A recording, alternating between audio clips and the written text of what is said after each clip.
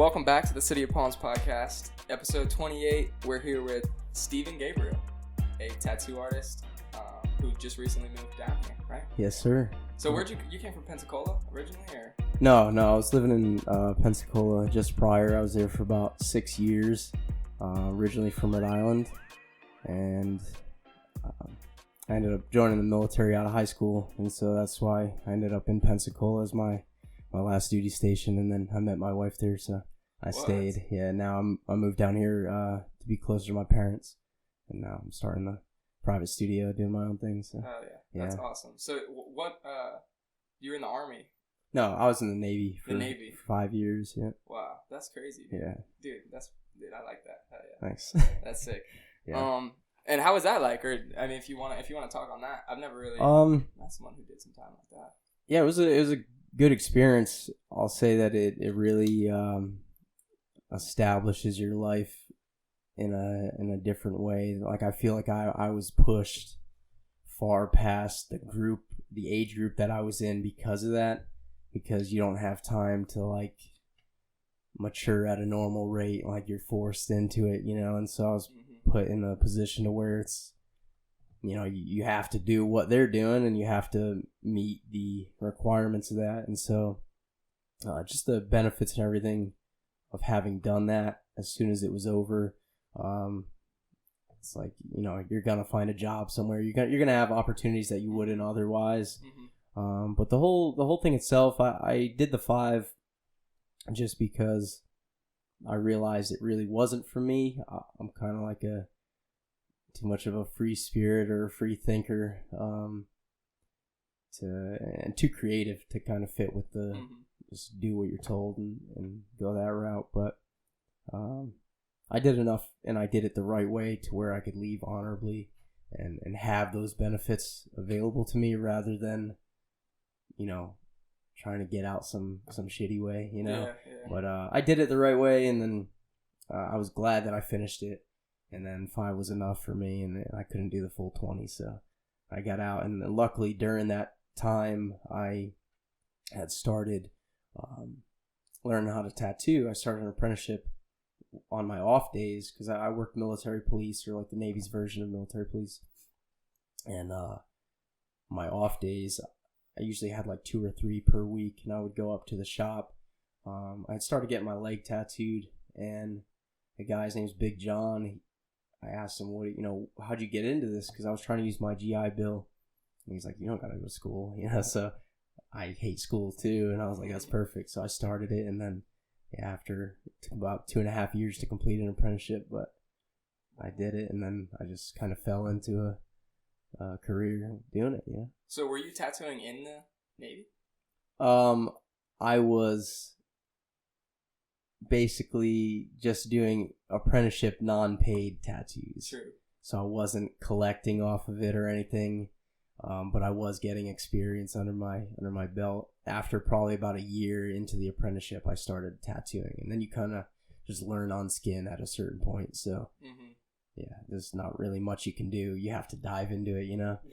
That's why, like, the first one I ever did, it was not good. And what was it? It was like the outline of a pig's head with like chef, like butcher knives. The guy was a chef, and so he asked me, just come up with something cool, I'll let you do whatever. And it was my boss's friend, so he was already in the loop and was cool about it. So I drew it up, and I was like super stoked on the outcome of the drawing, and I was like, I'm gonna kill it, super overconfident, cocky almost. And that's why he wanted me to do it, to kind of reduce my ego a little bit. And so I tattooed it, and it was on his ribs too, which terrible spot to tattoo, especially for your first time. There's so many factors that go into that. But I did it, and it was just like, shaky lines missing, stuff like that. It was brutal, and it took me probably an outline that probably would have taken an hour normally, maybe hour and a half, took me like 3 to 4, I think. It was brutal, yeah. Man. So, are there any, because a lot of us know the challenges that sort of go into tattooing just on a basic level, but as you got into it, were there more challenges that you didn't even think about that kind of like threw you off as you were learning? Absolutely. The biggest thing is that, like, I didn't even really know how to draw when I started. That's the first hurdle. Like, I've always appreciated art. From early on, I loved graffiti and just, certain types of street art like that. And I would always sketch in my notebooks, but I had no foundation for art. So when I started, I drew every day for like about 2 years. I drew every day for like 4 hours. And at some point around that 2-year mark, it just clicked. But it just the aspects of art that you don't know or that you don't think about, where like a tattooer might see, 50 colors in a thing, generally you'd see like, oh, okay, it's, 2 colors there, but you start to see all those things, the details of realism, stuff like that. And then to me, tattooing is like more of a science than anything, because there's so many like skin types, the reaction of the skin, the age of there's certain things. It's like I didn't expect it all. I thought it was just, okay, you put it on and you tattoo it and that's it, but it was not the simplicity that I thought it would be. It was very, very in depth, and I'm still, I think anybody who says they're done learning, obviously they're probably plateaued, but I'm still learning something every time I tattoo, and it's never just like, not that I'm not comfortable doing it, but I'll never say it's like a cakewalk to where I'm like, okay, I'm just, I'm not going to think at all about this and go in blindly. Like everything I study exactly what needs to be done, and everything is individual to the person. So, yeah. I know everyone's got their own techniques when it comes to being a tattoo artist, but are there certain things you've developed as you've like got your kind of kit together? Like do people mix their own colors usually, or is it usually like you buy a color and then like you need a different shade of the color, buy a different shade of the color from the same brand? So there are people, and I think, I don't want to generalize, but I know a lot more of the traditional tattooers and stuff like that will mix their own colors more so. At least that's what I've seen in my experience.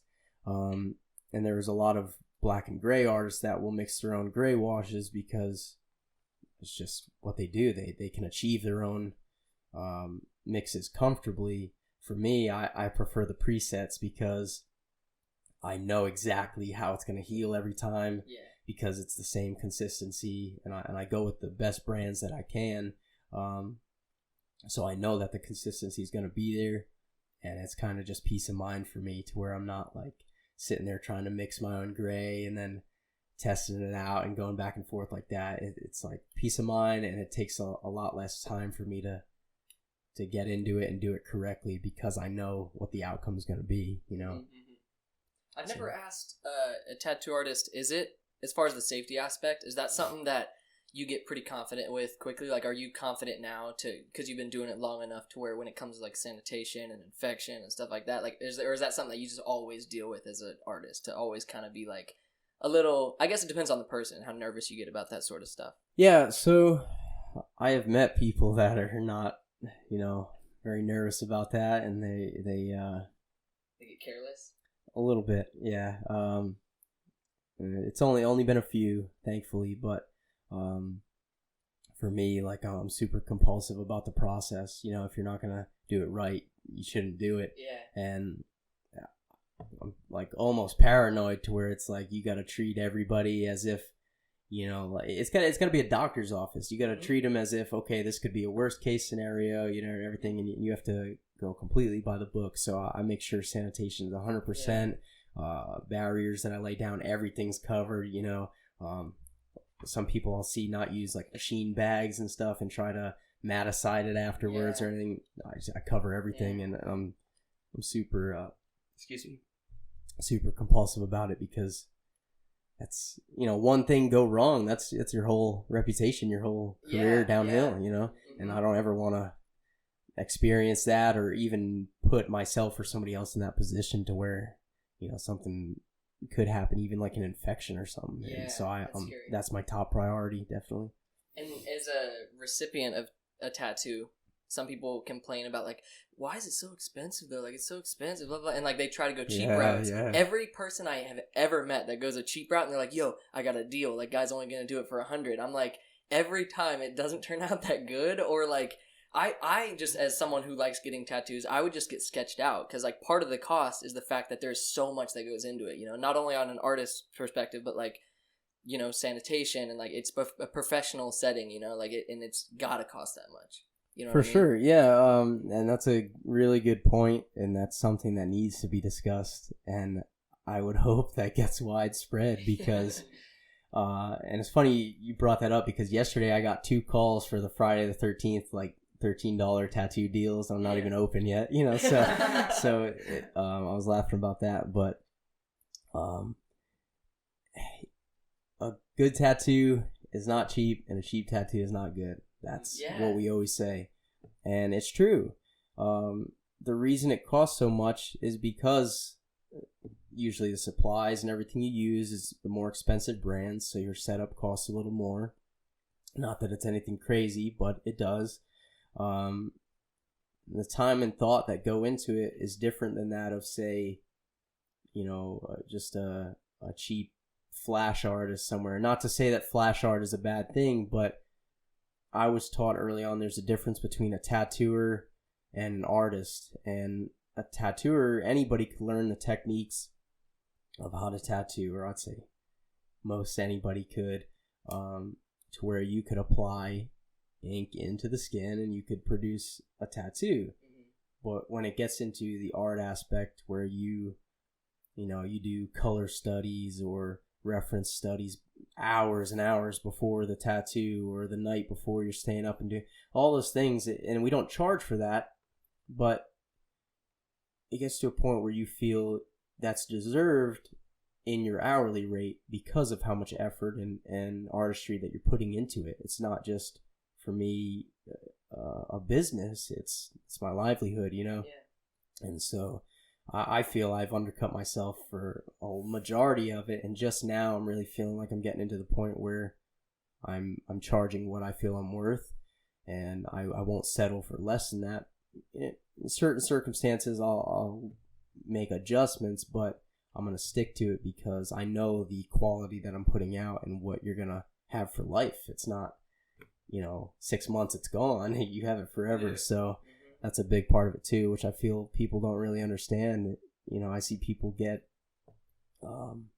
microblading is one that I've seen, where a customer will come in, say they got that done, and they spend 4 or 5, however much that costs, and it needs to be, or I think it goes away in 6 months or something like that, but then they'll try to undercut you on a tattoo. It's like, well, you're gonna have this forever. Why would you? That's so backwards, But for real. Yeah, I think that's something that, and I don't know if it ever will. I don't know if that point will get across, because no matter how many, I've been in the industry for 6 years now, and I don't know that's ever changed. Like, I've been constantly trying to get undercut on stuff, and I mean, it's just the way it works, I guess. Yeah, and it's like when I have people, because I work in the public, people ask me all the time how much I paid for mine, and when I tell them, they always are just like, oh, and they like walk away, because it is a lot, but it's like, I would pay more, because it took hours and hours and hours of that artist's time and planning, and not only that, but it came out really well. So like, I have no complaints at all for what I paid. And, absolutely, yeah. And another thing that, I think I brought this up with Colin, but another thing that I think a lot of people who want tattoos don't consider is how it is an art, and like you said, there's a difference between someone being a tattooer and an artist, because I don't know if you deal with this a lot, but like people come oftentimes to tattoo places and they'll have like a design already picked out that they want the artist to do, when they don't consider kind of like what style that artist does, or even if the artist wants to do it, because like, money's money, and it's like taking a commission as a painter. Like, you're gonna make money, and that's why you do commissions, but if you're not stoked on it, or you're not like rad about whatever, it's like, I guess some artists might be different than others. They might just do whatever. But are you someone who have you ever had a circumstance where you've seen someone bring something to you, like maybe they wanted, like, I don't know, Hello Kitty, or something that maybe you just weren't really stoked on, and you had to kind of turn them down, or like suggest a way that you would want to do it, and they weren't down for it? Yeah, absolutely. And first off, I want to say, like, looking at your arm, that's super clean. So who did that? His name's Colin O'Ryan. His tattoo name is Colin Zero. Awesome. Yeah, that looks great, man. Shout out Colin. Yeah, but yeah, there's definitely been circumstances where, like, So Pinterest is a big thing where people bring in images off there, and I don't ever like to recreate something that someone else has done. Yeah. It's just not a good thing. It's like kind of an honor system in tattooing to where you're not going to take and steal somebody's artwork because they already did that. They came up with it. And so I will always try to steer someone to an original, unique design. Even if we change 10% of the image, something needs to be changed to make it unique to you. A lot of people don't want to hear that, but I always will try and steer them to that. And there are certain styles and things to where I will recommend even go look at another shop, or at the last shop I was at a place called Insane Asylum in Pensacola. Shout out to them. Great shop. I was working with Brandon, the owner, and Chris was my coworker. Now there's another guy up there, Gavin, and they just hired someone else. I can't remember his name, but great guys, and they have their specific styles, and I would easily recommend somebody to them if I didn't feel comfortable doing it. My specialties, or what I feel are my specialties, are black and gray realism and custom lettering, and I feel well-rounded in other aspects, but I would very easily say, well, this is for Chris or Brandon, and if you don't feel that way, then go look around. I have no problem sending them to another shop, and if you feel that the quality is no different and it's a lower price or whatever, go there. I'm not in it for the money. I have to pay bills, obviously, but I'd rather see somebody happy and walk away with a tattoo that they're gonna love forever, and not get it and then say, oh well, they ruined me, and now they're gonna post all about it on social media and leave a 1-star and stuff. So because it's gonna be on them for the rest of their life. Exactly, yeah, and that everybody sees it. I mean, I'm sure. Where do you go where someone doesn't ask you about your tattoo? Right. Nowhere, and that's the thing. And because even though it's a common, I'd say more common to have one than not now, people are it still has shock value for some reason. And so, yeah, if you do one bad thing or something that you're not stoked on, like you were saying, it's not going to turn out well. And there's definitely been times even where later in the night, because we would close at 9 up there, people would walk in at like 8:30 looking for a big piece, 3 or 4 hour piece, and I'd say, listen, I'm pretty burnt out from the day. I'm not gonna. If I started this, I wouldn't be giving you 100% of myself, and I can't do that. So let's reschedule for tomorrow, or something like that. And sometimes you lose them, sometimes they come back. But either way, I know at the end of the day, like my integrity's still intact. Yeah. And so I'm happy with that. Oh yeah. So do you have what's your like general rundown if you get someone who's never had a tattoo before and like maybe they're a little nervous? Like, do you have kind of like a handful of bullet points you kind of go over with them to make them feel a little more comfortable? Absolutely. I even typed out a whole page on my website for this too. So you can check that out on catharsistattoo.com. But basically, first thing I usually get asked is the pain. What's it like? It's individual to everybody. I never lie to somebody. Every tattoo I've gotten has hurt. There's not been one that I sit and say, oh, I fell asleep. And if somebody says they fell asleep during something, usually it's not true. I've only seen one person in 6 years ever fall asleep. It's individual. It depends on the spot. Anywhere you get closer to like your joints, usually there's higher nerve counts, and so more painful in those areas, certain things like that. Always eat before you get tattooed. For sure.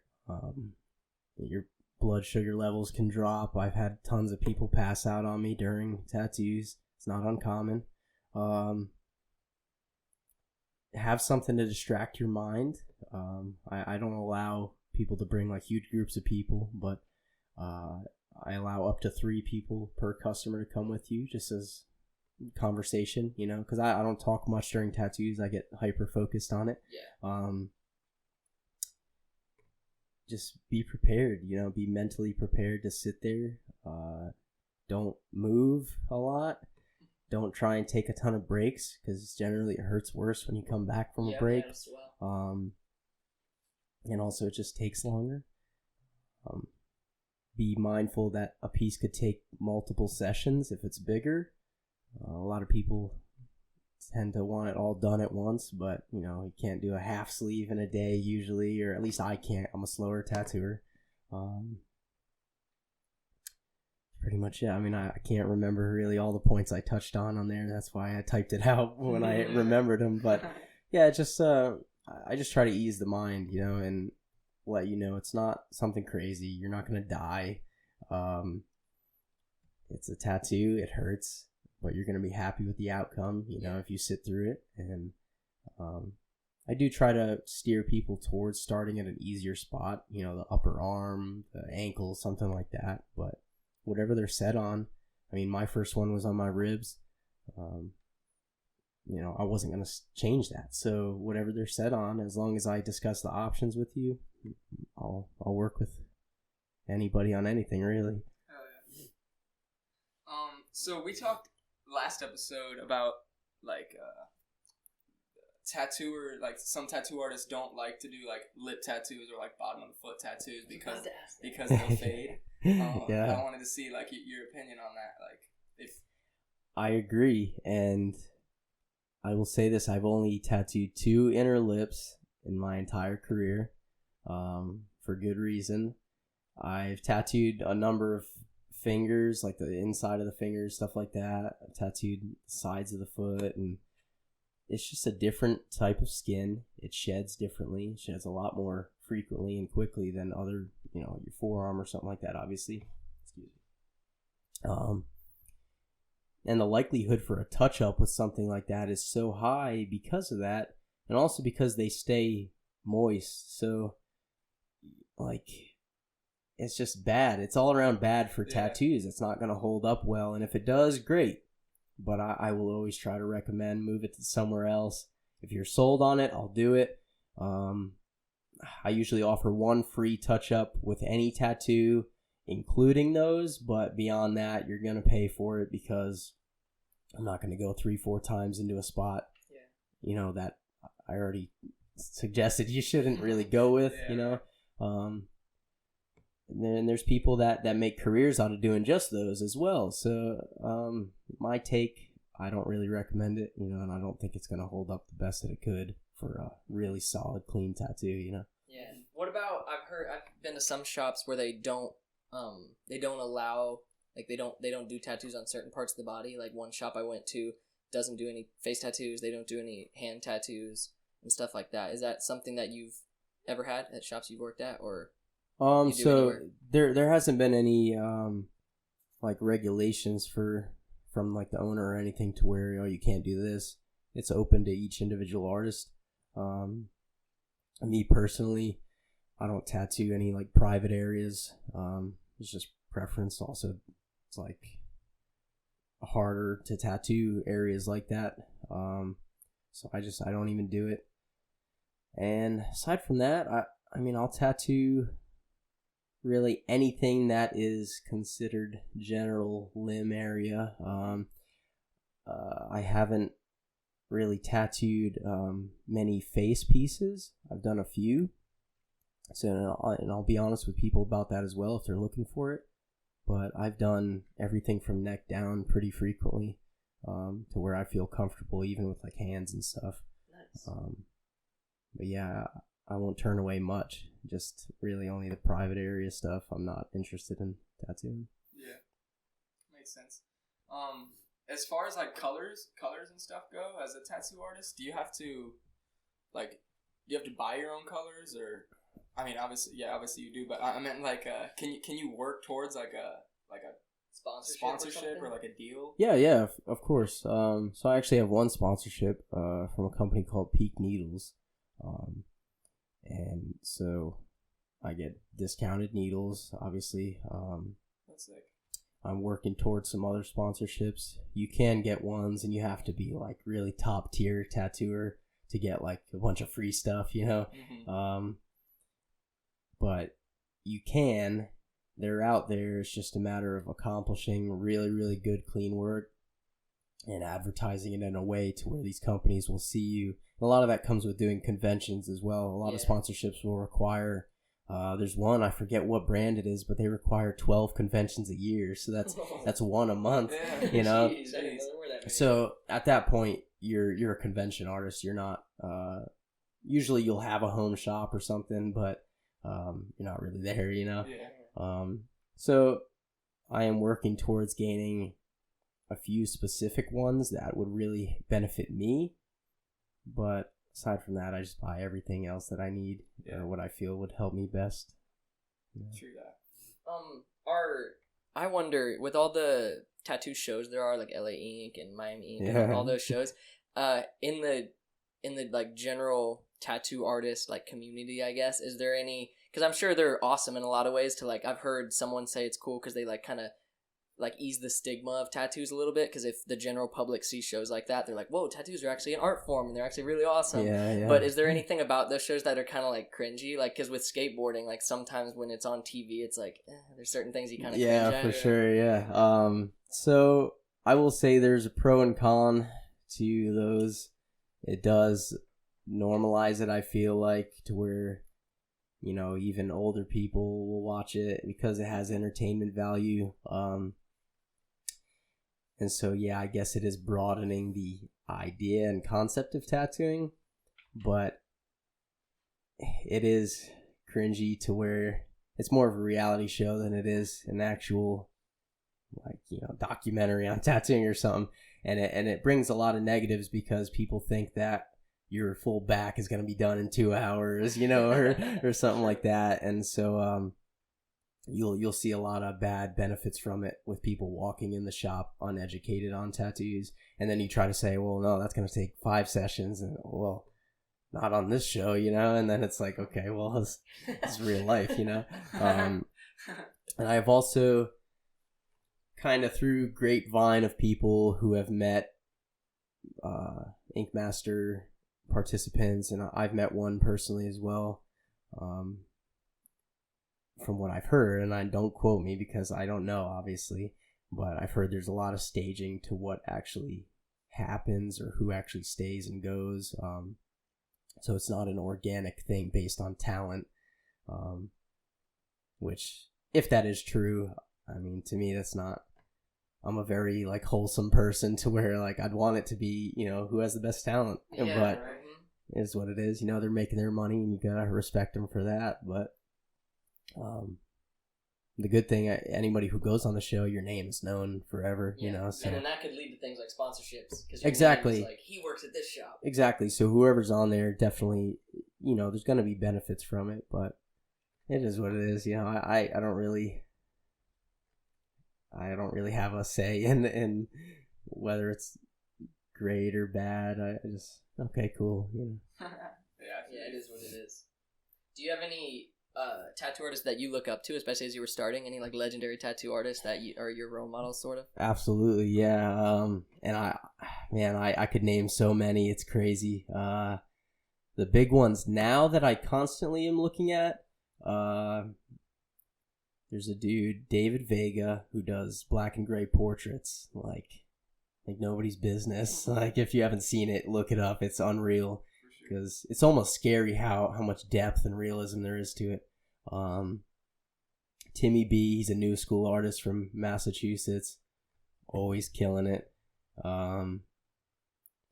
Look up to a lot of lettering guys as well, and there's so many I follow I can't even think right now, but that's probably one of the bigger things I do follow, because with lettering, it's not only just letters that you're looking at. There's so much flow and everything that you can learn just from seeing them. And then there was a bunch early on that I looked up to where I got to a certain point and I said, well, I'm not as great and godly as I thought they were, and so it just kept evolving. But those are the two I'll say right off the bat, because that's all I can think of really, that stick out in my mind. But yeah, check them out for sure. Yeah, for sure. Yeah, I'll make sure to tag them too. We're going to take a quick break just for the sake of cameras, and we'll have a couple ads for y'all to enjoy, but we'll be right back. The City of Palms podcast is brought to you by Anchor. Have you ever thought about starting your own podcast? When I was trying to get this podcast off the ground, I had a lot of questions, like how do I record an episode? How do I get my show onto all the apps people use? How do I make money from the podcast? And the answer to all this is really simple: Anchor. Anchor is a one-stop shop for recording, hosting, and distributing your podcast. And best of all, it's 100% free and ridiculously easy to use. And now Anchor can match you with great sponsors who want to advertise on your podcast. That means you can get paid right away. In fact, that's what I'm doing right now by reading this ad. Me and Danny searched all over the internet for different outlets for distributing and recording and for websites that would host our podcast, and a lot of them you have to pay money or it's really complicated, and especially for someone just starting out. And Anchor really was an answer to all that because you can record straight on Anchor. It's very user friendly and it's totally free. We don't have to pay a penny to use this, and so it's great for anyone who's wanting to start out. And so if you're wanting to start your own podcast and make money doing it, go to anchor.fm/start. That's anchor.fm/start to join me in the diverse community of podcasters already using Anchor.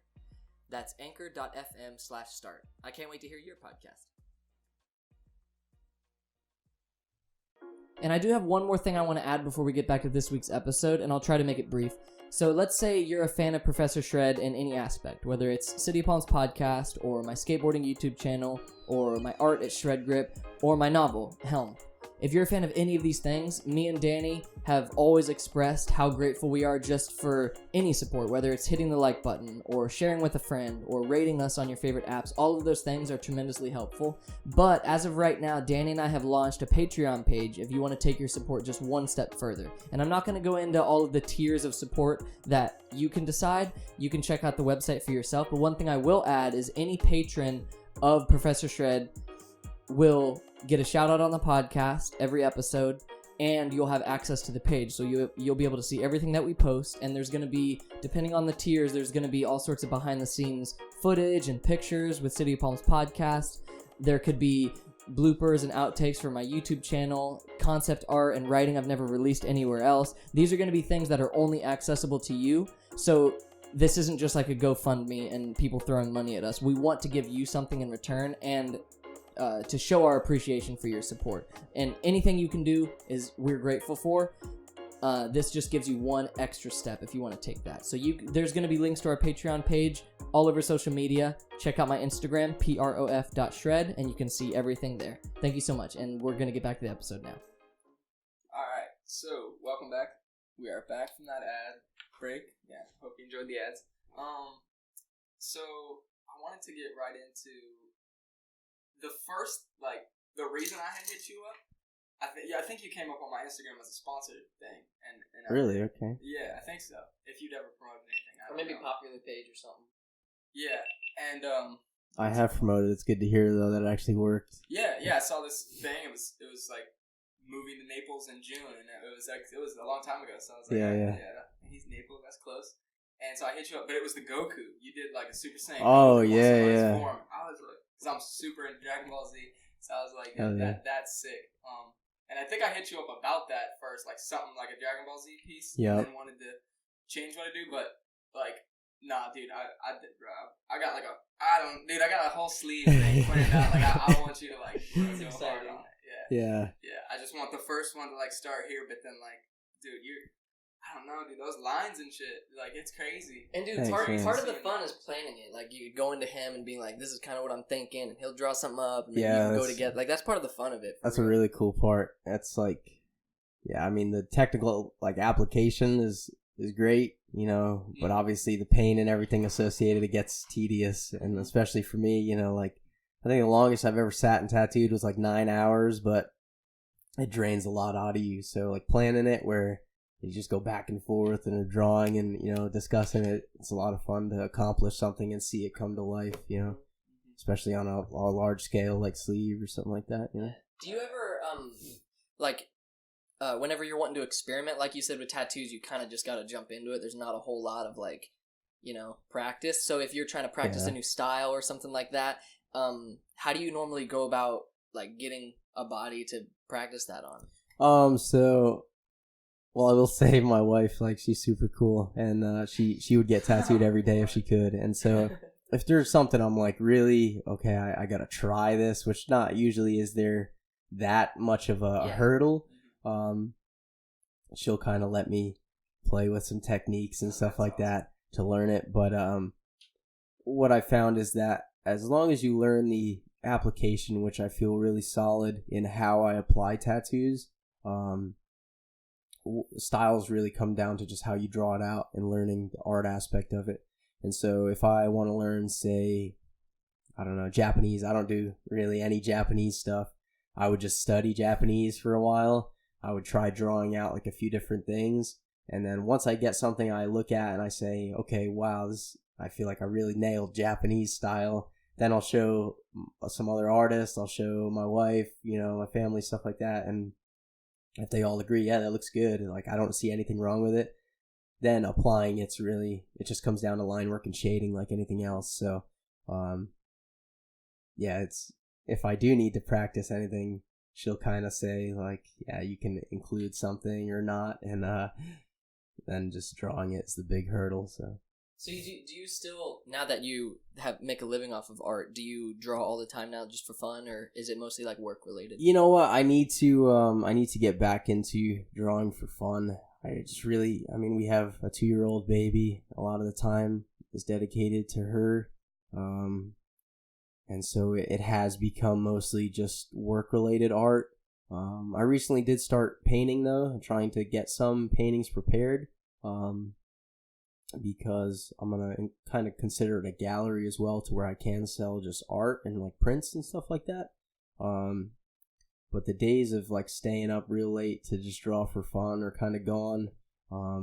Every now and then, like what I drew there for you guys, that was fun. And I took time, I stayed up late to do it just because, one, I want to practice lettering more. And yeah, I do like to do it, but it's just a matter of finding the time now.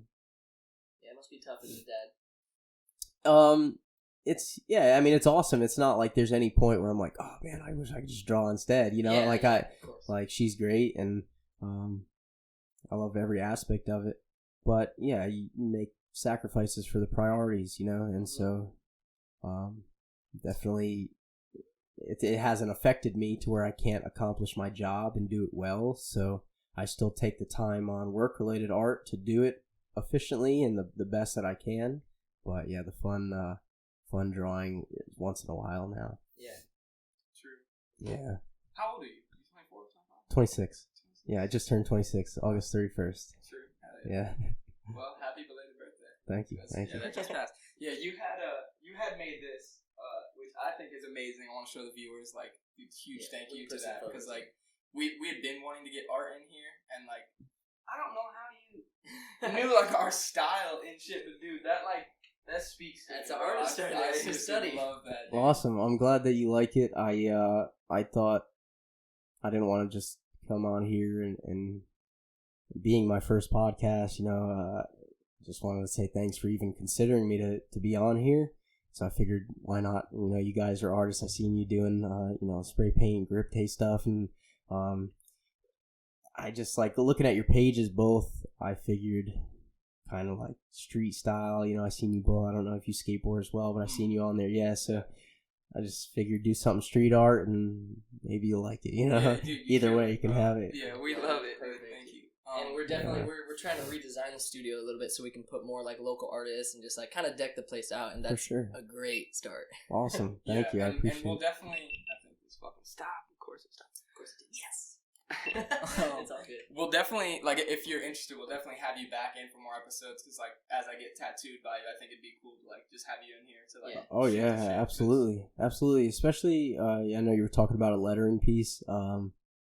Dude, like I have a few people already scheduled, but I would love to do like some really dope custom lettering piece and put that on you.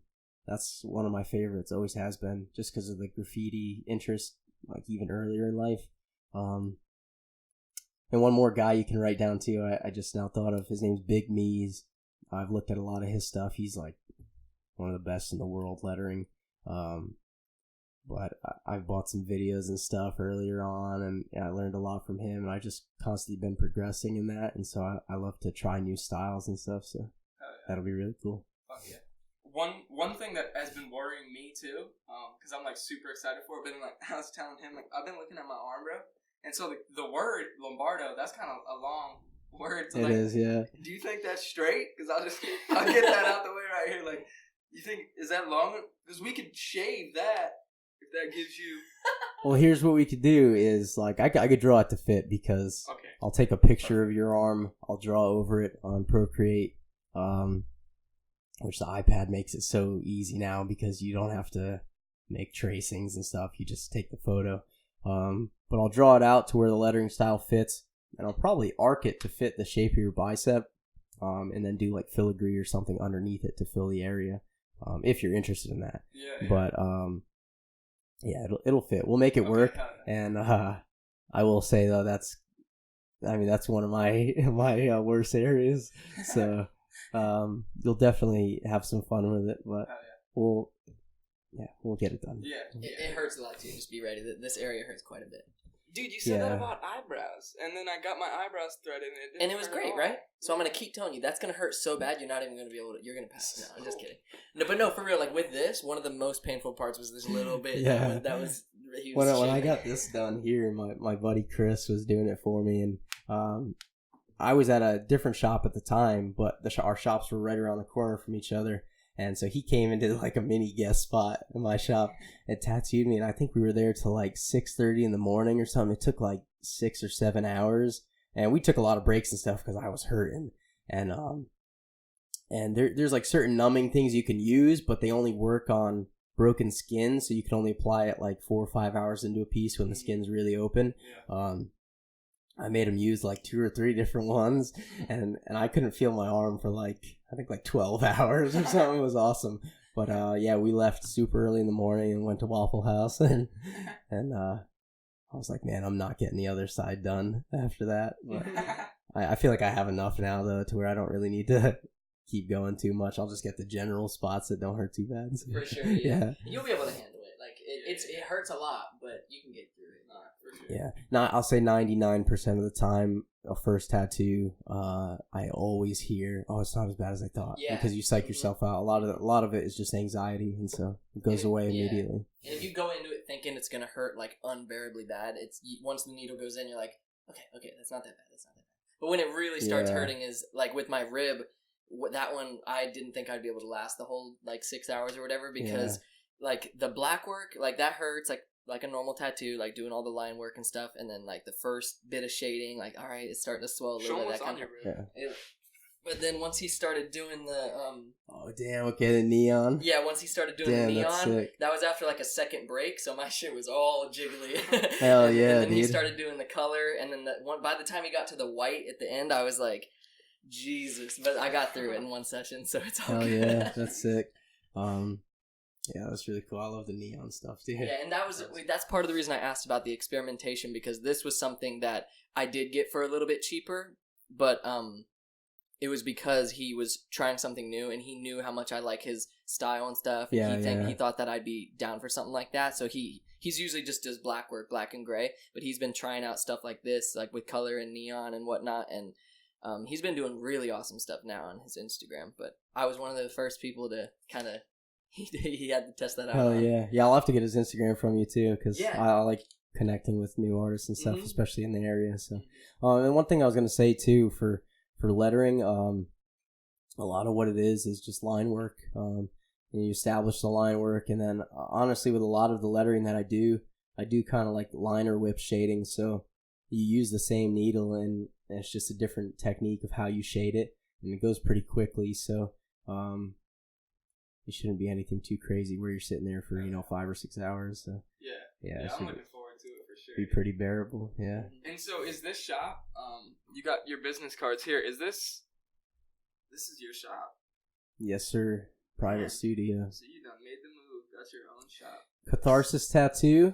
And I actually have the word catharsis tattooed on me. I've had it for years before I even thought of this. Wow. When the time came to make my own studio, I was like, oh, it'd be a cool name, and I threw around a couple ideas, and I'm like, wait. I said it's been behind me the whole time. And so I was like, Catharsis would be sick, and I just thought that was a cool name. And what it means is like renewal through art or some type of expression. So it just fits to me, and I actually came up with a slogan just by chance, create your own catharsis. And so basically, what does it mean to you to get tattooed, or what is it doing for you? Because I know it's really sentimental thing for people, especially if it's some memorial or something like that. So I came up with that, and then finally found a place. The zoning's crazy here, but yeah, it just all started coming together. And yeah, so it was a big move, because like I said, I had seen probably at least 6 months ago is when I seen that thing, and I can only imagine like how that is, especially just like Naples is not a cheap area. Like, you could have went to like, Naples is like the higher end area of like down here, like North Fort Myers is like cheaper, but like you hit that. Yeah, for sure. I think the biggest thing, well, my parents live here, so we were moving closer to them.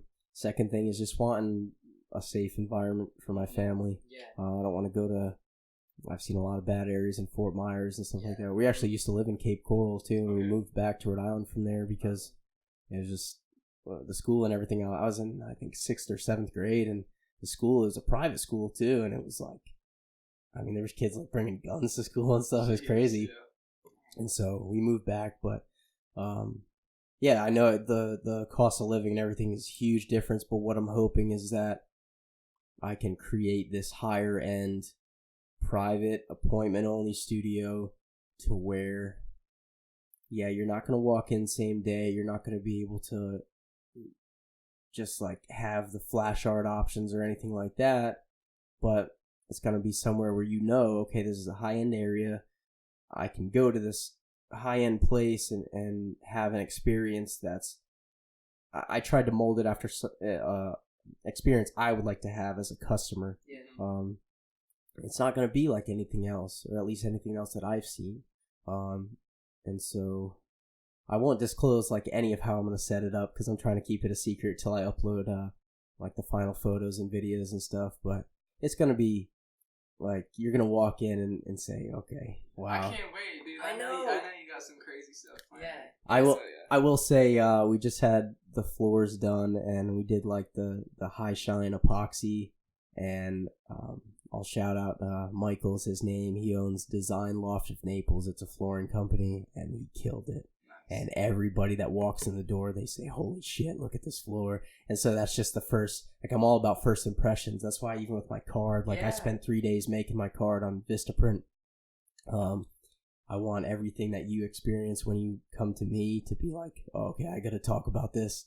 Yeah. And like, that was crazy. I got to go back. That's what I'm aiming for. So yeah, it sounds like, because Naples, it would be a great area for what you are planning, and it sounds like with your branding and your general attitude towards things and stuff, it's I already get that vibe, and I haven't even been in the place yet, so I can't wait to see it. Yeah, as soon as it's, before I even get anybody in, you'll have to have you guys drive out and check it out, because it's going to be really cool. And even just from, I know I said online, like, I felt like I already knew you from watching the podcast and stuff, but like, you lived up to exactly what I thought you guys would be like, so I feel like, we'll be friends, and definitely come check it out.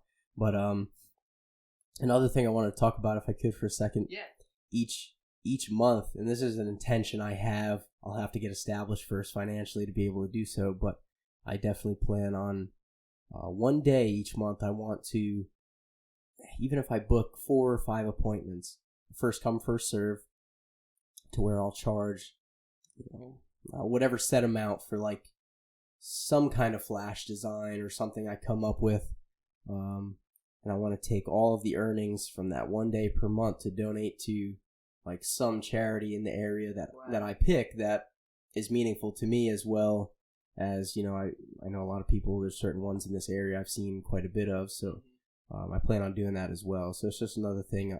I'm not just trying to be a tattoo shop, I really want to be a part of a bigger, just, atmospheric movement within the area. So I definitely plan to create that energy, with the shop. So that'd be awesome. So you're familiar, you said you lived in Cape Coral and your family's around here, so you're familiar with that area pretty well? Like I said, I was young, so I don't really know it. I still use GPS to get everywhere, so not too familiar, but I know the area enough from visiting to where there's some key places we go and stuff like that. But yeah, I'm not like I don't consider myself like a local yet or anything, Are you familiar with some of the artists around here? I'm not. Wow, that'd be cool. Yeah, and that's one thing, and seeing from your posts some of the people, I definitely want to network. even just to know people is cool, you know, and gain ideas. Even from seeing your stuff, like wow, you know, I wish I was doing that first, you know, or something. Just because it's like I tend to do that a lot, where I'll see something really cool and I'm like, man, I could have thought of that, and then selling it or doing something. But I love it. Is that spray paint you're using? Yeah. Okay, yeah, like I love spray paint stuff, and I actually want to start doing like graffiti. I know in Pensacola there was a graffiti bridge, which was legal to do it there. Wow. So I don't know if there's anywhere around here, but I would like to start doing that again, or at least some type of art like that. So it was cool to see you doing that, you know? Yeah, I'm trying to get more into the more like street art type stuff too, because all my stuff is real small and mainly for like little canvas, skateboard grip tape stuff, because I make it all out of stencils and then I spray paint the stencils, but it's a process. One thing I was going to ask, because there's I'm excited for you to like kind of meet some of the artists around here, because I don't know a lot of people, but like the handful of shops I've been to and like people I've ran into, it sounds like there's pretty similar goals, and I think it'll be a cool like community type effort, even though it's like kind of different cities and whatnot. Like the one shop, Independent Tattoo, is where Colin currently works, and it's like the vibe in there is kind of like what you're going for. It's a very like professional, like it's just a really cool feeling to walk in there. They display local art that you can buy from all the local artists, and it's just beautiful to walk in and see everything they got set up, and they have really awesome. Really like professional, talented artists working out of their shop. So I can't wait to see. I'm sure you also have similar vibes. Yeah, I love seeing stuff like that, man, and it's just gonna be me for as long as I can sustain that. What I found in the community as well is it's hard to find somebody that you can trust to work with. Unfortunately, I've had the experience of a few different people I've worked with who are not the kind of people I'd want. So I just want to avoid any of that. Luckily, the shop I came from, Insane, those guys were great. I was there for 3 years. Never had any issues with them. But being that it was time to move, I just said I'm going to go solo for an indefinite amount of time. You know, I'm still young, so hopefully in my 40s or something, then I'll start adding people and just kind of being the boss, you know, or the owner of it. But yeah, I want it to be similar to where you walk in and you have that wow factor to it. Yeah. And I think that'll be easy to deliver with just you too, rather than like because with everything you're trying to set up, you know, every tattoo that gets done in that place, like it'll have your name on it, where you can say like they're walking out the door with like the experience that you wanted to give them. The quality control will be there, and just the like personability. I don't know if that's a word, but just connecting with people and actually showing like an interest in what they're trying to achieve as well. And I've been really lucky to have some super meaningful pieces that it's like changes people's lives, you know, and I love that feeling of giving something that, you know, is never going to go away, and you'll always be able to look at it and say like, wow, that's something. So for me, that's the biggest. And if it's a long tattoo, if you sit with for multiple hours, it's almost like you get a connection with that person. You spent so much time with them, they gave you so much pain, and now you got this beautiful piece of art on you forever. You know? Yeah, it's hard for it to be just like a disengaged interaction, because if you're there for 6 hours, you know, you're gonna talk, you're gonna say something, you know, otherwise it's just awkward. And I've gotten tattooed at a few places where it's like that, and you just feel like, okay, well, nothing special, you know. So I just want it to be different, you know. Hell yeah, it's gonna be great. It's gonna be sick. One thing we ask before we wrap up any podcast, and it's okay if you don't have any, but we ask if you have any ghost stories. Or it could be ghost stories, paranormal, like just unexplainable things that have happened to you. Okay. And if you don't have any, because I don't have any, we've had people just tell crazy stories, like they saw someone get hit by a car, or like we're in a crazy car accident, like anything like that. But preferably ghost stories if you have that. Okay, yeah, I actually do. I'm a believer of spiritual interactions and stuff like that. I do believe in ghosts.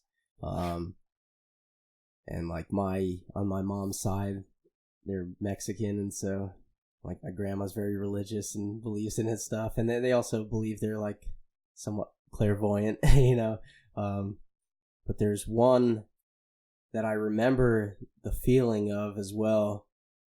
I don't know how old I was, definitely a young child, but We were in the second floor. It was a duplex house, and my grandparents lived downstairs, and we lived upstairs, and it was just me and my mom in the house at the time. And I was standing in the kitchen, and I turned, and I remember there was a guy standing in the doorway to the living room, which was like maybe 30 feet from where I was. And I just remember saying, "Mom, who's that?" And just feeling like my heart sink, and like a really deep, like, I don't know if you ever felt like you were going to die, but it was like that kind of feeling. Yeah. And, "What are you talking about?" And she comes walking out of the room, and I looked at her, and I looked back, and there's nobody there. And still to this day, I can feel it. Like, I even get like chills inside, like thinking about because I remember the figure. It wasn't distinguishable as who it was, but I just remember like there's somebody there, and that's one of I've had like 2 or 3 throughout my life, but that's one of the most prominent ones. Yeah. That's crazy. I got chills, from that. That's crazy. It was like, because, and I know a lot of people don't believe in it, but I do, because there has to be something. I mean, you can't just I don't believe it just ends and that's it. There has to be an energy or something, and I think that energy can manifest itself in certain forms, and so I think that it's very possible that ghosts can, be where they died or, whatever, and so, yeah, it was pretty real. And that's part of the reason I asked, because there's some stories that you just hear and it's just like, you can't explain it, you know what I'm saying? It's too much of a coincidence or just too strange of an occurrence. The only like scientific explanation that I've heard that could make sense, but I don't know enough about science to believe it one way or the other, is like the string theory, like those ideas, how like it's the crossing over of 2 realities, where like if you see someone, it might even just be like a little apparition of a person. It's like that's a slight crossover of realities or something like that. Yeah. But no, we've heard stories that's why I always ask, because it's just like... You know what? I wanted to bring this up too. My wife said this to me the other day, and it like blew my mind a little bit. She said, "What if when we have a dream, like the people in the background that you see in your dreams that you don't know, and they're just kind of like figures, what if we're the people in the background of their dreams, and like it's an interlinked energy thing, like you enter into like a dream world, you go into like it's like a virtual world or something. Like, it's crazy. That's crazy. Yeah, that's a crazy thought. Yeah, it is. I believe in all kinds of stuff like that, and I would like to actually go and see some places to where like that are considered really haunted. Me too. Yeah, speaking of, on last episode she had told us Marco Island, which is like off of Naples. Yeah. Naples. There's do you know the name of that hotel she had said? No, I don't. I'm gonna look it up. There's an abandoned hotel on Marco Island. Damn. Where it's like, I guess they had went the last guest we had on, and he's all into horror. Like I'm trying to go. That type of and especially because I don't have stories, so like I want to like I don't know. I'm interested in like being scared, so I'm thinking about, he's not going to, but I'm thinking about staying the night there. Damn. Or doing something crazy, like making a video out of it or something. We're at least gonna go though. That would be sick. Yeah. Well, the thing is that like I don't know if it's completely abandoned. You said. Yeah. So like my only fear, because I would love to do something like that too, would be like squatters or something. Yeah. Where, you're gonna find some guy on like PCP or something. Yeah. That's it. Yeah, for sure. But I love. Like, both me and my wife love horror. We're always watching, like, different horror films and stuff like that. And I know I would love to go to some scary places, too, Have you seen the new It movies? Yeah, we went the other... You saw the new one? Last week, yeah. Did you like it? Yeah. It was... She said that they changed it so much from the book because she likes to read. Yeah. And she just read that right before we went. That she wasn't really too sold on the changes they made, but for me not having read and seeing the first one recently as well, I thought it was pretty cool.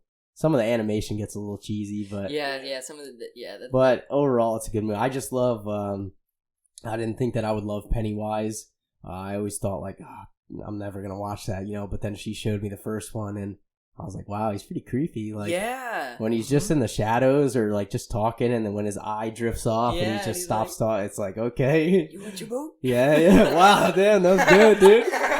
That was good. Wow, maybe I gotta start doing impressions. That's the second Wow. time. Yeah, dude, you got some killer impressions. Wow, yeah, that was good. What was the other one you did? George Bush, I think, right? Yeah, I was just talking about the Teslatron one. It was George Bush.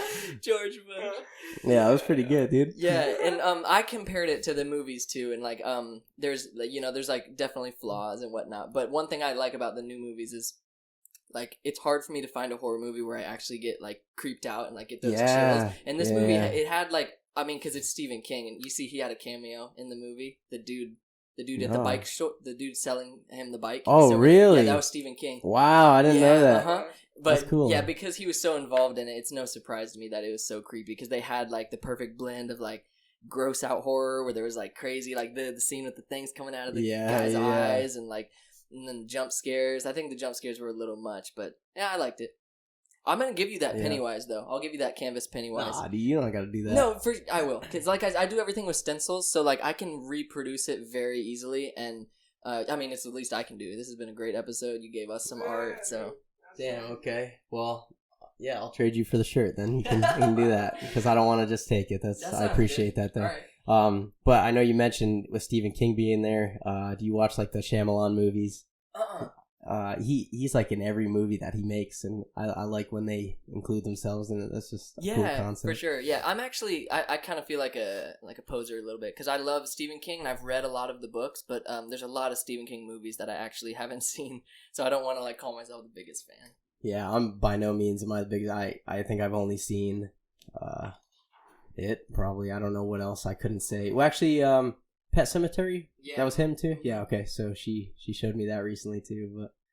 Yeah. Was that the new one of that you guys have watched? Yeah. Sure. I haven't seen it. Was that good? It was, I'm trying to remember. I think it was just the ending and stuff like that. I feel like it left a lot to want out of it, but it was pretty good. Pretty creepy. Sure. Did you see it? I haven't seen it. I heard good things, but the people I heard good things from aren't super big horror fans. It just depends what kind of horror you look for, you know? Like, some people just want to be scared. Some people want, like, a great story and stuff like that. Like, I like slasher films. They're terrible stories almost every time, but they're interesting. They're fun, you know what I mean? I think it just, it created a lot of, like, things that I would imagine if it happened to me. Mm-hmm. And that's what makes me the most creeped out or feel a certain way is when I can relate it to, if that happened to me, but I don't think it was anything like super special, but definitely something to watch. Didn't it have, I think I heard that same comment. Did it have something to do with like children and stuff? Yeah, because I haven't seen it, but I heard the person that I heard from, they've got kids, and they said that's why it creeped them out. Cause that's the same with me. Is like the movie The Strangers. You remember that movie years ago? There's about see it. Just three masked people that come and just like kill these people on a honeymoon in the woods, and it's like that's shit that could really and does happen probably all the time. Just weirdos, you know what I mean? That makes me scared. I'm not too scared of like monsters and stuff like that though. Yeah, for sure. Are you getting ready to wrap up here soon? Yeah, we can touch on anything else though. Like we said, we don't got a time limit. We'll shoot for an hour. Okay, either way, we can talk or whatever because it's been great with you guys. But on that episode, you had talked about greatest rappers of all time, naming 5, and I thought about like who mine are. All right, let's and I had to bring them on here. Let's hear it. Hopefully, I remember them all as I'm saying them. Method Man, I'd say.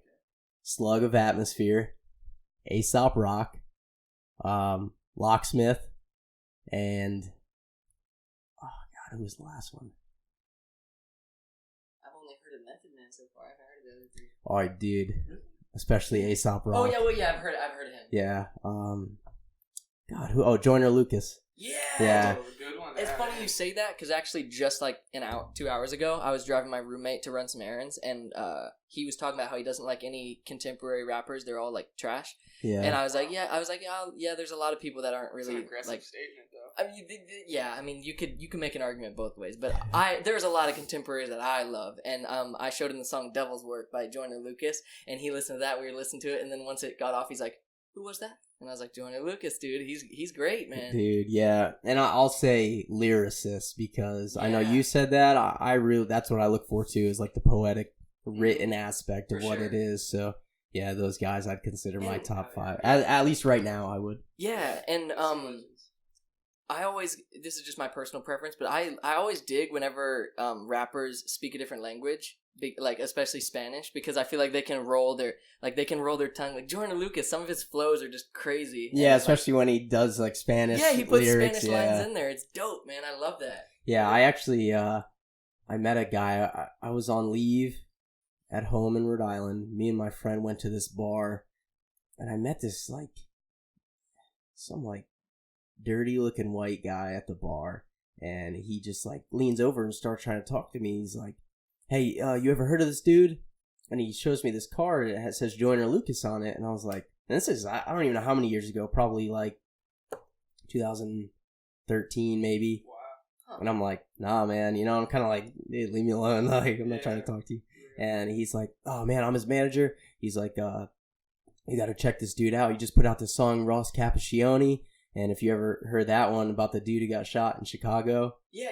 The story is incredible. But anyway, he's like, you got to check him out, dude. He's going to be big. I'm telling you, he's going to be big. And I'm like, crazy. Cool, man. Appreciate it. I'll check him out. I'm just kind of blowing this guy off. And then he's like, for real, take this card, go on Instagram and just follow us or whatever. I'm like, cool, man. Thanks. And so I leave and I go and, talk shit to my friend. I'm like, this weirdo over here, I said, we'll check him out though on the drive home. And I look it up, and I just went on the Instagram. I didn't listen to the song.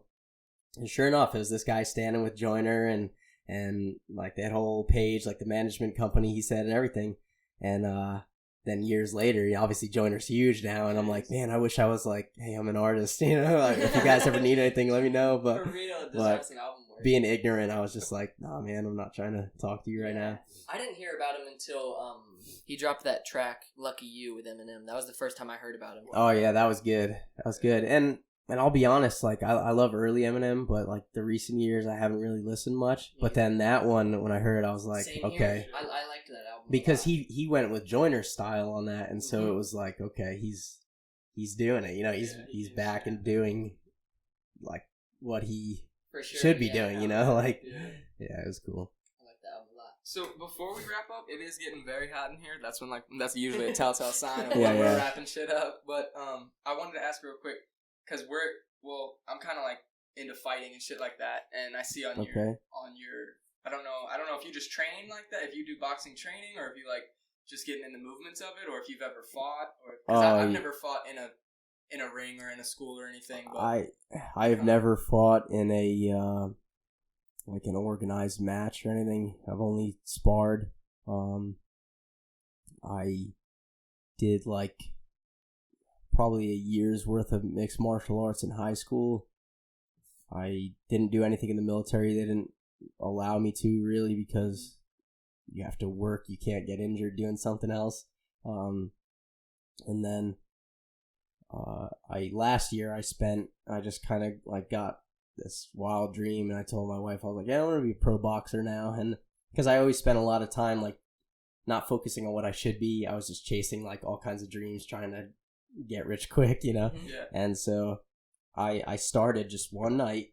I trained every day, and then I did it for about a year, and I got hooked up with this team, this badass team in Pensacola called Bad Company, and the coach is Mark Kane. And everybody that trains there, Heath, this kid Brandon, all these dudes, and I could name a ton, but they're just if they're not in the UFC, I'll be surprised, because these guys are hardcore. Mm-hmm. And so I managed to get in there because the guy who was training me at Title Boxing, his name's Mike, he introduced me because he was on the team. And so I started training up there with them, getting my ass kicked. And yeah, I just spent a year learning the foundations of boxing. And then I got to a point where, I wasn't crazy good or anything. I started to do better and notice improvements. And I think it would take me probably 3 to 4 years to get to where I'm I consider myself a danger or anything. But I got to a point, I was washing dishes actually, and I said, what the fuck am I doing here? I could ruin my hands. I already had 3 hand injuries in the time that I was training. I'm I tattoo for a living. I can't, the only things I need to worry about are my hands and my brain, and I'm putting both of those at risk. And so I just decided in that moment, I was I can't do this anymore. I just need to be content with what I have and what I know. And so I just decided, all right, I'm done. And I just refocused on tattooing and art, you know, and I was like, it's a good foundation. I'll never lose it, you know, so at least I can protect my family and stuff if I need to. But yeah, I was like, I'm done being a dream chaser, like going off and doing all these crazy things, because I'll get hurt and then I won't be able to provide anything, you know. And so yeah. Well, that's cool. What do you do though? Well, we just his roommate does MMA. Like he does Brazilian Jiu-Jitsu. Yeah. Oh, nice. I love Jiu-Jitsu. So he's done that and got real into it, but he started doing like boxing training with us here. Like we got the focus pads and we all have gloves and mouthpieces and a heavy bag in their garage. So Gabe, that's their roommate, he's like the instructor. He'd be doing the one with the focus pads, giving us like drills and shit to run through. And we were doing that like once a week for a while, and then like sparring at the end of it. And we were just doing that for a little bit and shit like that. Yeah, it's awesome, man. It's so exhilarating. And to me, like getting hit, I was never like afraid to get hit necessarily. It's just like, I don't know, it releases this like chemical in my brain of where I'm like, all right, this is great, like I need to keep doing this. And so that's why I kept getting drawn back to it. And I know, I understand how much fun it is, so that's cool. Yeah, he keeps telling us to go. He has a school that he goes to, and he keeps telling us to come out on like a Friday for open mat nights. But I think dude, you will. My favorite was Brazilian Jiu-Jitsu. I did that the most when I was in high school. Once I learned boxing, though, I was like, all right, this is my favorite now.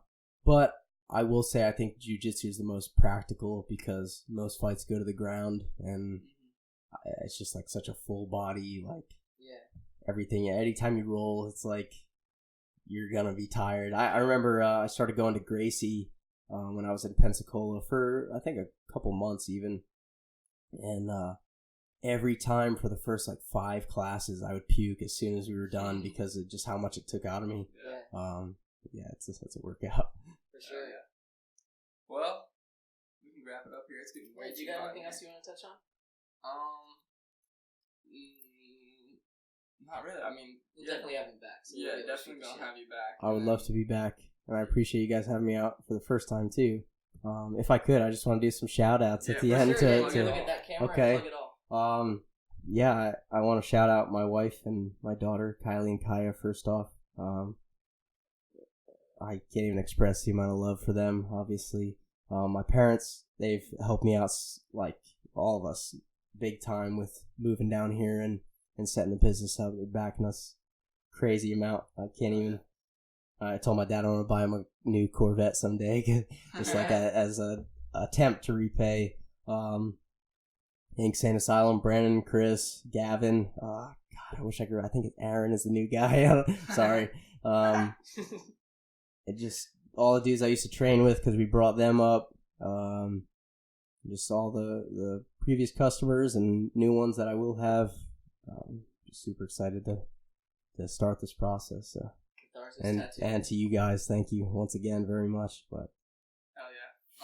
Do you want to plug your Instagram? Yeah. Oh yeah. Absolutely. So there's 2 that I'll plug. The first one, Tiny Robot Pants, which is my personal account. I'm not really using it much anymore. Just a little character I created. I'm trying to make like something out of in the future, cartoon or something, hopefully. And then Catharsis Tattoos. It has an S at the end because the tattoo was taken. So you can go on Instagram for that, and then catharsistattoo.com has everything you need to know about my business. I think that's for sure. Yeah, one thing that we like to do, we did it for we do like local legends. So we'll definitely be in touch. Dude, we can do like a video with your shop where we do. He puts it on his YouTube and we get it. Just to like shout out involvement, interaction. Oh damn, okay. And so once it opens up, we'll come down there. Maybe when we do the consultation or whenever, or if you want us to ride down there before, we could do that. We'll just like take a look at the shop and we just make a little like 1-minute video to put on Instagram and on the ads. Run our ads. Oh hell yeah, I appreciate that. That's sick. Yeah, my dad brought up the idea of as soon as it's done, having someone come in with a drone because there's like 20-foot ceilings in there, and having them like fly over, and I want to voice over just like a little 1 or 2 minute video about what I do there. Yeah. That'd be sick. Yeah. That's awesome. Hell yeah. Thank you so much. Yeah, thank you. It's been a great Glad to meet you guys, and yeah, like I said, you met every expectation that I had of who you were, so that's cool. Yeah, so it's the start of a friendship, dude. I appreciate you coming on here. Absolutely. Yeah. Right. Thank you for that. Thank you for the shirts, dude. And thank you for watching, viewer. Yeah, thank you guys for watching. We're spending a lot of time editing these and whatnot. And be sure to check out our Instagram at City of Palms Podcast. You can check out me and Danny's personal, but mainly we put highlights and stuff on the City of Palms Instagram. If you don't have time to see the full episode, but you probably do, you can find us on any platform: Spotify, Apple Music, or Apple Podcasts, YouTube, Facebook. New episodes every single Monday, and this is only the beginning. Yep. Yeah, follow these guys. They're awesome. And one last thing, 2 to 3 weeks I should be open, so it will be appointment only. I should be. Don't quote me. But email or call, and I will set you up when I have the opportunity. But yeah, follow them because they're great. Y'all better get in there. Y'all seen it here. I want to put you guys on my website too, because I'm gonna do like a friends page or like a awesome. recommendations. So I'll put a link to you on there. Sweet, heck yeah, dude. Hell yeah. All right, man. Thank you guys so much for listening. City of Palms Podcast, episode 28. Hit him with that outro, biscuit. Woo!